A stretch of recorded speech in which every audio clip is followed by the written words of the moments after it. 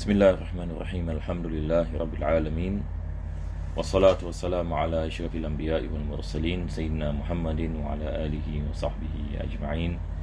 Alhamdulillah, pada jemaah dirahmati Allah Subhanahu wa taala. Pertama dan utama sekali kita memanjatkan kesyukuran kita kepada Allah dapat kita meneruskan pengajian dalam kitab Umdatus Salik karangan Al-Imam Ibn Naqib Al-Masri, yang mana pada minggu yang lepas kita masuk pada pengajian yang pertama dalam bab janazah. Dan penulis dalam awal ini bab ini pada minggu yang lepas dalam kitab ini Umdah, beliau membicarakan tentang kesunahan ini mengingati mati dan juga adab-adab ini ziarah kepada orang ini yang sakit, dan juga kepentingan melakukan talqin apabila ini seseorang yang ini dalam keadaan hampir ini kepada sakaratul maut, maka disunatkan ini kita melakukan talqin kalimah la ilaha illallah. Maka ini adalah daripada perkara yang sangat ditekankan. Dan apabila seseorang itu meninggal dunia, maka barulah kita akan melakukan persiapan-persiapan untuk memandikannya dan juga melakukan kafan dan solat ke atasnya. Jadi yang seterusnya insya-Allah ini akan disebutkan oleh penulis. Sekarang kita kembali kepada kitab kita, kitab ini Umdah, dan pada akhir sekali kita membicarakan berkenaan dengan bahagian ini yang mana penulis mengatakan fa idza qalaha turika hatta yatakallam, yakni kalau sekiranya kita melakukan talqin dan orang itu dia mengucapkan la ilaha illallah sebagai misal, maka ditinggalkan. Ini maksudnya kita jangan memaksanya lagi dan lagi untuk melafazkan la ilaha illallah, sebab ini dia berada dalam keadaan sakarat, yakni dia berada dalam keadaan penat. Maka melainkan kalau sekiranya hatta yatakallama bi ghairiha, kalau sekiranya dia dah bermula berbual dengan perkataan-perkataan yang lain, maka kita mengulangi talqin kepadanya supaya akhir kalamnya adalah kalam la ilaha illallah. Dan selepas itu beliau mengatakan wa an yakuna mulaqqin ghairu muttaham bi irthin wa adawah, dan sebaiknya orang yang melakukan talqin ini bukan daripada ahli waris, sebab ditakuti dia boleh dituduh misalan dia melakukan sedemikian yang menyebabkan si mati meninggal dunia sebagai misal, maka ini boleh mendatangkan masalah. Maka lebih afdal yang melakukan talqin adalah selain daripada ahli waris yang mungkin boleh terjebak di dalam kemusykilan ini. Dan begitu juga elakkan daripada musuh yang melakukan talqin, sebab ditakuti musuh tersebut memahukan orang tersebut meninggal dunia. Jadi pengajian kita pada hari ini insya-Allah ini akan bermula di sini. Maka penulis mengatakan fa iza mata. Jadi sekarang telah sampai kepada bahagian yang mana beliau mengatakan apabila dia telah meninggal dunia. Jadi sekarang kita akan bicarakan setelah meninggal dunia. Jadi sebelum ini semua berkenaan dengan sebelum meninggal dunia, apakah ada adabnya dan sebagainya.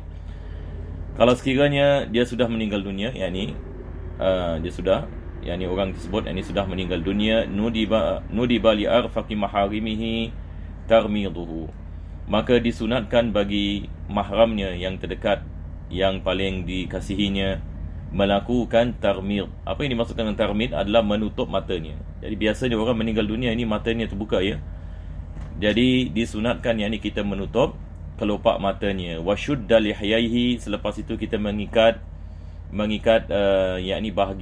bahagian yang dia punya ini yang dimaksudkan dengan lihyai. Kalau dalam bahasa Inggeris kita panggil dia punya jaw sebab biasanya orang yang baru meninggal dunia mulutnya terbuka sedikit ataupun terbuka banyak, maka disunatkan kita mengikatnya supaya dia tidak menjadi keras selepas itu.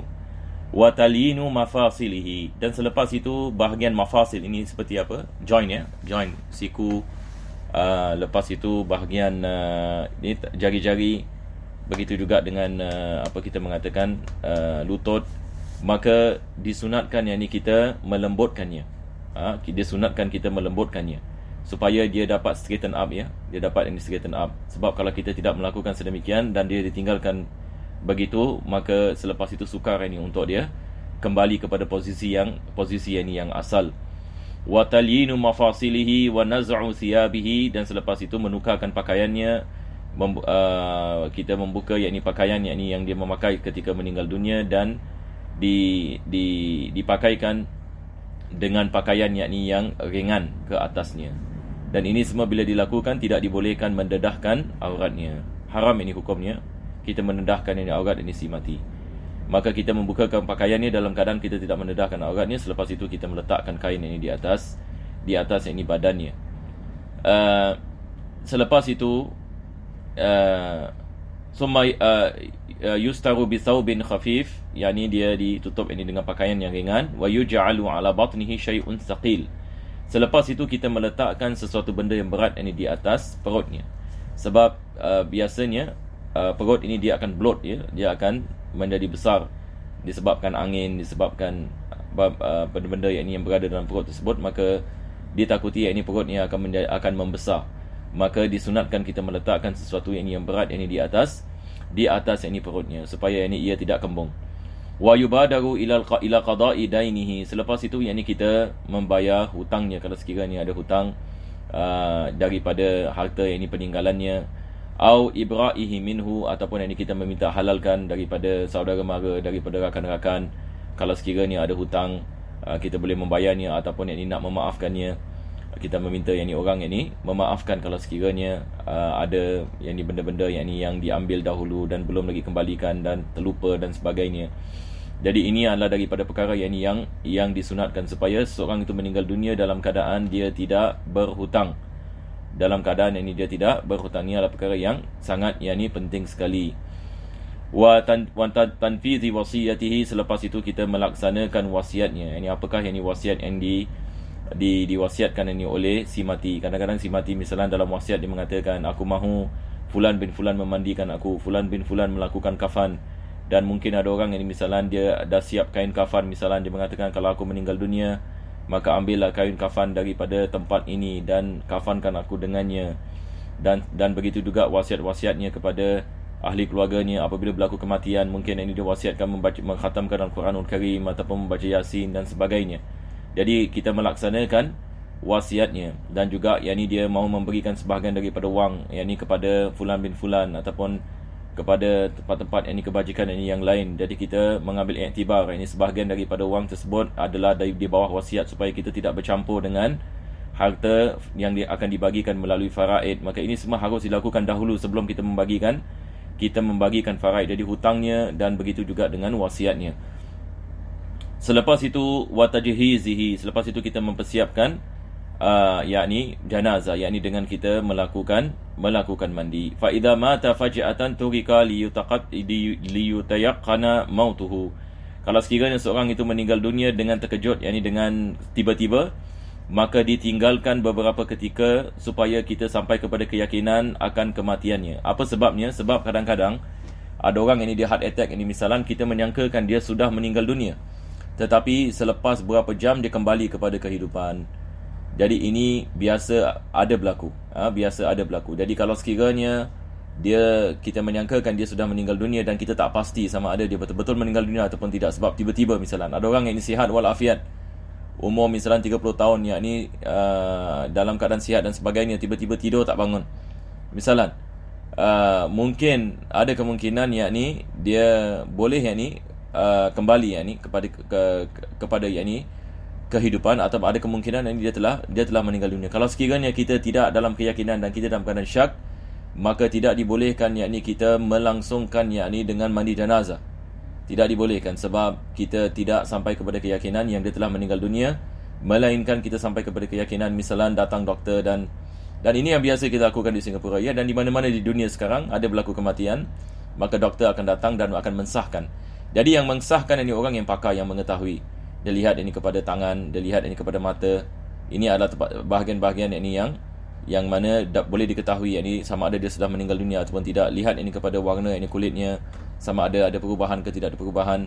Maka daripada situ kita akan sampai kepada keyakinan yang dia telah meninggal dunia. Apabila dia telah meninggal dunia, baru ini kita melakukan ini proses ini jenazah. Jadi yang pertama sekali beliau mengatakan warusluhu, maka kita melakukan mandi, wa takfin, yakni melakukan kafan, wassalatu alaih, melakukan solat janazah ke atasnya, wa hamluhu wa dafnuhu, dan juga mengangkatnya yakni kepada perkuburan, wa dafnuhu, dan menanamnya. Semua ini penulis mengatakan furudu kifayah. Hukumnya adalah fardu kifayah. Jadi kita ada memandikan mengkafankan, salat atasnya, mengangkatnya, dan menanamnya. Jadi 5 perkara, yakni 5 ini adalah fardu kifayah. Jadi bukan saja yakni mandi fardu kifayah dan salat janazah fardu kifayah, mengangkatnya pergi ke perkuburan juga adalah fardu kifayah. Kita tidak boleh membiarkan yakni mayat ini begitu sahaja, tak ada orang angkat dia. Dan begitu juga dengan tanam, mesti ada orang yakni yang menanamnya. Maka ini adalah wajib, yang merupakan kewajipan ini adalah fardu kifayah. Dan fardu kifayah ini kalau sekiranya sebahagian ini orang ini melakukannya, maka kewajipannya terangkat daripada bahagian yang lain. Selepas itu penulis meneruskan membicarakan ini tentang mandi mayat. Maka beliau mengatakan summa yurassalu. Selepas itu mayat itu dimandikan. Jadi biasa apa yang perlu kita melakukan adalah mayat itu kita meletakkan di atas satu kalau zaman sekarang ini kita ada sesuatu yang diciptakan, dia seperti katil ya. Dia seperti katil, ada roda, dan selepas itu ada lubang untuk keluar air. Dan biasa dia macam ibarat ini slope sikit supaya air itu senang keluar ini daripada tu. Lepas itu kita letak piping dekat lubang tersebut supaya itu terus keluar dalam lubang jamban ke ataupun dalam lubang di bilik air sana. Dan kita mulakan dengan kita menuangkan air menggunakan kalau zaman sekarang di Singapura kita menggunakan pipe. Maka kita memandikannya. Kita memandikannya. Jadi kita mempersiapkan ini begitu. Ini yang biasa ini dilakukan. Dan disunatkan kita miringkan badannya supaya air senang ini keluar. Supaya air ini senang keluar. Maka selepas ini kita sudah melakukan persiapan ini tersebut, maka kita sudah meletakkan jenazah di atas katil yang disediakan untuk mandi. Dan juga kita sudah menyiapkan pipe dan piping dan juga saluran najis keluar dan sebagainya. Maka sekarang ini kita akan memulakan untuk kita memandikan jenazah tersebut. Maka penulis mengatakan fa idza kana rajulan, kalau sekiranya mayat itu adalah mayat yang lelaki, fal aula bi raslihi, orang yang paling afdal memandikannya. Sekarang penulis akan membicarakan siapa yang paling afdal. Siapa yang paling afdal memandikan. Jadi kita kena lihat, kalau ia lelaki yang paling afdal bapanya. Kalau bapanya boleh mandikan misalan, maka lebih afdal bagi bapanya untuk memandikannya. Selepas itu yang kedua adalah al-jad, datuknya. Summa al-ibn, selepas itu anak lelakinya. Summa al-akh, adik-beradik lelaki. Selepas itu pakcik sebelah bapa, al-am. Selepas itu anak kepada pakcik sebelah bapa. Ala tartibil asabat. Ini ikut kepada tertib asabat. Asabat ini kita mula dengan bapa, selepas itu datuk, selepas itu anak lelaki, selepas itu adik-beradik lelaki, selepas itu pakcik sebelah bapa dan anak kepada pakcik sebelah bapa. Ini kalau kita lihat dalam ilmu faraid, kita panggil dia asabah. Orang yang mendapatkan asabah kalau sekiranya ada harta yang baki sebagai misal. Jadi begitu juga dalam mandi mayat, maka kita kedepankan asabah. Kita kedepankan mereka-mereka yang dikirakan sebagai asabah. Kalau sekiranya tidak ada, maka yang seterusnya summa rijalul aqarib. Selepas itu lelaki-lelaki yang ada kena-mengena dengan si mati, seperti pakcik sebelah mak. Begitu juga dengan kita mengatakan saudara mara yang lain yang lelaki. Summal ajanib. Kalau tidak ada, maka boleh kita memanggil orang orang luar. Ajanib ini maksudnya di sini yang tidak ada ikatan persaudaraan. Ini biasa di Singapura, biasa bila dalam mandi kita panggil orang tukang mandi. Jadi ini tukang mandi ini ibarat ajanib. Tapi kalau kita boleh memandikannya, ahli keluarga boleh memandikannya, maka yang lebih afdal adalah yang memandikannya adalah ahli keluarga. Tapi kebiasaannya apa yang kita lihat, kalau di negeri kita misalan jarang ahli keluarga memandikan si mati. Biasa ahli keluarga membantu saja, tetapi yang memandikan adalah tukang mandi yang dikhususkan ataupun yang dibayar. Summa az-zaujah. Kalau tidak ada, maka yang seterusnya adalah isteri bagi si mati. Summa an-nisa'ul maharim. Selepas itu wanita-wanita yang mahram dengan si mati. Ini kalau sekiranya tidak ada lelaki, tidak ada asabah, tidak ada tukang mandi yang walaupun yang tidak ada ikatan persaudaraan, tidak ada isteri, lepas itu baru dibolehkan bagi wanita-wanita yang mahram, seperti kakaknya, seperti anak perempuannya dan sebagainya. Wa in kana imra'atan, kalau sekiranya yang meninggal pula adalah seorang wanita, maka yang memandikannya adalah wanita-wanita yang ada tali persaudaraan dengannya. yakni yang lebih afdal adalah yang memandikannya adalah seperti ibunya misalan, anak perempuannya, makciknya, begitu juga dengan neneknya. Ini yang lebih afdal. Sumal ajanib, kalau tidak ada baru yang ini orang luar yang tidak ada perikatan. Summa az-zawj, kalau tidak ada baru yang ini yakni bagi suami yang ini memandikan. Summa rijal al-maharim, baru lelaki-lelaki yang semahram dengannya. Wa in kana kafiran, kalau sekiranya yang meninggal dunia itu adalah seorang yang bukan Islam, maka yang memandikannya, yang layak memandikannya adalah saudara maranya yang bukan Islam. Ini yang penulis ini mengatakan, fa aqaribuhul kuffar ahaqu, mereka lebih berhak untuk memandikannya. Mereka ini lebih berhak ini untuk memandikannya kalau sekiranya dia bukan ini seorang yang ini muslim. Selepas itu penulis sekarang yang ini membicarakan yang ini tentang sunnah-sunnah memandikan mayat. Maka beliau mengatakan wa yundabu kaunul rasili aminan. Orang yang mandi mayat ini mesti ada amanah. Mesti ada amanah. Yakni dia bukan satu orang yang tidak ada amanah. Yakni misalan buat ini asal boleh sahaja, ataupun lepas itu yakni dia menceritakan kepada orang luar yakni tentang aurat ini bagi si mati dan sebagainya. Ini tidak ada amanah. Ataupun yakni dia apabila melakukan mandi, dia menceritakan yakni tentang keburukan yakni si mati dan sebagainya. Maka dielakkan orang yang mandi. Bila kita nak memilih orang mandi jenazah ini, kita memastikan orang tersebut adalah orang yang dipercayai, orang yang ada agama, ini maksudnya orang yang ada amanah, lebih-lebih lagi orang yang berilmu. Bukan yang sembarang orang yang kita pilih yang untuk memandikan yang jenazah. Wa yustarul mayyitu fil ghasli, dan selepas itu bila kita memandikan mayat, wajib untuk kita menutup aurat si mati. Tidak boleh kita membogilkannya dan kita mandi, haram ini hukumnya. Wala yahduru siwal ghasili wa mu'inihi, dan tidak ada orang yang menghadiri masa memandikan melainkan yang memandikan sahaja dan pembantunya. Jadi tidak disunatkan semua orang tengok ini misalan jenazah dimandikan di hall rumah, semua orang ini melihat. Ini tidak disunatkan. Maka kita memandikannya dalam bilik, sebagai misal dalam tempat yang tertutup, yang menghadiri hanya yakni yang memandikan dengan orang yang membantu sahaja. Yang lain semua yakni dikeluarkan daripada bilik tersebut. Wa yubakharu, dan disunatkan kita melakukan bukhur, yakni kita membakar sesuatu sebab ini orang bila baru meninggal dunia, dan biasanya bila kita memicit perutnya dan keluar najis dan sebagainya akan keluar bau.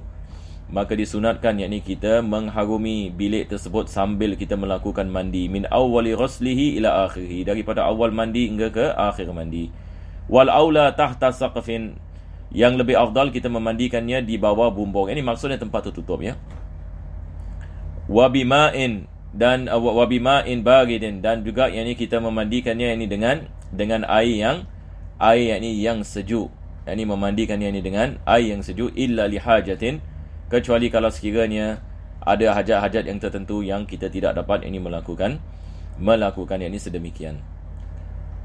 Wa yahrumu nadharu auratihi wa massuha illa bihirqatin, diharamkan bila kita mandi mayat kita memegang kemaluannya tanpa kita mengatakan hail, yakni tanpa sesuatu yang menutup tangan kita. Haram ini hukumnya seseorang itu menyentuh aurat ini si mati dengan tangannya. Yakni jadi apa yang harus dilakukan, illa bihirqatin, penulis ini mengatakan dia wajib ini menutup yakni tangannya ini dengan sesuatu seperti kain. Tapi zaman sekarang ini kita menggunakan glove ya. Ini yang dimasukkan dengan khirqah juga. Di zaman sekarang yakni tukang mandi ini senang saja yakni mereka memakai glove yakni PVC. Ini yang kita mengatakan yang afdal sekali, disebabkan dia menutup dan dia merupakan yakni kuat, dan dia tidak bau ini tidak melekat ini kepada tangan. Maka ini adalah wajib kalau sekiranya kita memegang yakni kemaluan, yakni tidak dibolehkan kita memegang dengan tangan kita tanpa penutup. Wa yundabu an la yanzura ila ghairiha, dan disunatkan yakni bagi orang yang mandi ni, sebab kita mengatakan orang yang memandikan mayat ini mesti ada amanah, yakni dia tidak boleh melihat ke sana ke sini, tidak boleh melihat aurat yakni aurat yakni si mati, dan juga yakni tidak boleh melihat yakni bahagian-bahagian yang lain tanpa hajat, yakni wala yamassuhu illa bihirqatin, dan dia tidak memegangnya melainkan yakni dengan penutup. Ini seperti mana yakni kita mengatakan. wa yukhriju ma fi batnihi minal fadalat, maka disunatkan yakni dimulakan dengan kita mengeluarkan najis-najis yang ada dalam perut. Jadi sebelum ini kita melakukan mandi, apa yang disunatkan adalah kita menekan perutnya. Nampak tak? Kita menekan perutnya. Apa sebabnya? Supaya kita memastikan najis-najis itu semua keluar. Wa yastanjihi wa yuwaddi'uhu, dan kita membasuh kemaluannya, sebab bila najis keluar, yakni kemaluan kotor, maka kita membasuh kemaluannya, dan kita mula dengan membasuh kemaluan, dan selepas itu kita mengambil wuduk baginya. Ini sama seperti mandi hadas, ya. Mandi hadas juga kita memulakan dengan kemaluan. Betul ke tidak? Kita memulakan dengan kemaluan. Yakni kita membasuh kemaluan, selepas itu yakni kita mengambil wuduk. Sama juga bila kita mandikan mayat, kita memulakan dengan membasuh kemaluannya setelah kita mengeluarkan najis-najis daripada badannya, dan selepas itu kita mengambilkan wuduk baginya. Dan ini semua yang ini wajib kita niat. Wajib ini kita niat. Bila kita basuh yang ini kemaluannya, yang ini pun kita niat. Yang kita yang ini niat mandi yang ini bagi jenazah. Dan begitu juga yang ini bagi wuduk. Wa yanwi ghuslahu. Jadi kita niat yang ini kita memandikannya. Yang ini niat ini adalah wajib. Wa yaghsilu ra'sahu, dan kita mula yang ini selepas itu yang ini dengan kita membasuh kepalanya, wa lihyatahu, dan selepas itu bahagian mukanya. Dan selepas itu yang ini kita mula dengan badannya sebelah kanan, selepas itu sebelah kiri. Bima'in wa sidrin salasan. Jadi kita mulakan mandi tersebut yang ini dengan menggunakan sidr. Sidr ini adalah sejenis kita mengatakan tumbuhan, dan daunnya ditumbuk dan dijadikan seperti bedak. Maka ini dijual ya di pasaran ya. Yakni bedak sidr ya, ataupun kita mengatakan kita kalau lihat ini sidr ini, dia kali hijau. Dia kali hijau yang boleh kita membelinya dalam di beberapa yang ini kedai. Wallahu alam, ini di Jucat mungkin ada kedai-kedai orang Islam ini yang menjualnya. Maka disunatkan kita menggunakan sidr, dan kita masukkan bersama air, dan kita membasuh yakni badan si mati 3 kali. Wa yata'ahadu kullu marratin imraral yadi 'alal batni. Dan pada tiap-tiap kali yakni bila sampai yakni kepada perut, yakni disunatkan kita menekankan perut yakni tersebut, yakni supaya bekas-bekas najis yang masih ada lagi juga ini akan dikeluarkan. Fa in lam yandif zada witran, kalau sekiranya yakni memerlukan untuk kita nak membersihkan lagi, maka disunatkan kita mandi dengan angka yang ganjil, sama ada 3 ataupun 5 ataupun 7 dan sebagainya. Wa yaj'alu fil ma'i qalila kafur, dan kita meletakkan sedikit yakni kafur. Dalam bahasa Inggeris kita panggil camphor, ataupun dalam bahasa kita panggil kapur ya. Kita meletakkan yakni sedikit di dalam yakni air. Wa fil akhirati akadu, dan lebih-lebih lagi yakni pada basuhan yang terakhir, supaya bekas yakni daripada camphor tersebut yakni ada yakni pada badan yakni si mati. Sebab ini semua adalah daripada sunnah, dan juga ini hikmahnya adalah dia dapat menjaga kondisi yakni badan tersebut yakni setelah mandi. Wa wajibuhu ta'mimul badani bil ma', apa yang wajib dalam mandikan mayat adalah kita memastikan air sampai kepada semua bahagian badan. Summa yunashafu bisaubin, selepas itu dikeringkan yakni dengan tuala ataupun baju. Fa in kharaja minhu syai'un ba'dal ghusli kafahu ghuslul mahal. Kalau sekiranya ada najis yang keluar daripada si mati selepas kita mandikannya, maka hanya cukup kita basuh bahagian yang terkena najis sahaja. Tidak diwajibkan yakni kita mengulangi mandi. Wallahu a'lam bishawab. Insya-Allah kita berhenti di sini. Minggu depan insya-Allah kita akan meneruskan kepada cara kita melakukan kafan. Rabbana taqabbal du'ana innaka antas samiul alim wa tub 'alaina innaka antat tawwabur rahim. Akhtim bisalihati a'malana wa ajrina Allah ya karim. Fadl subhana rabbika rabbil izzati amma yasifun. Wa salamun 'alal mursalin walhamdulillahi rabbil alamin.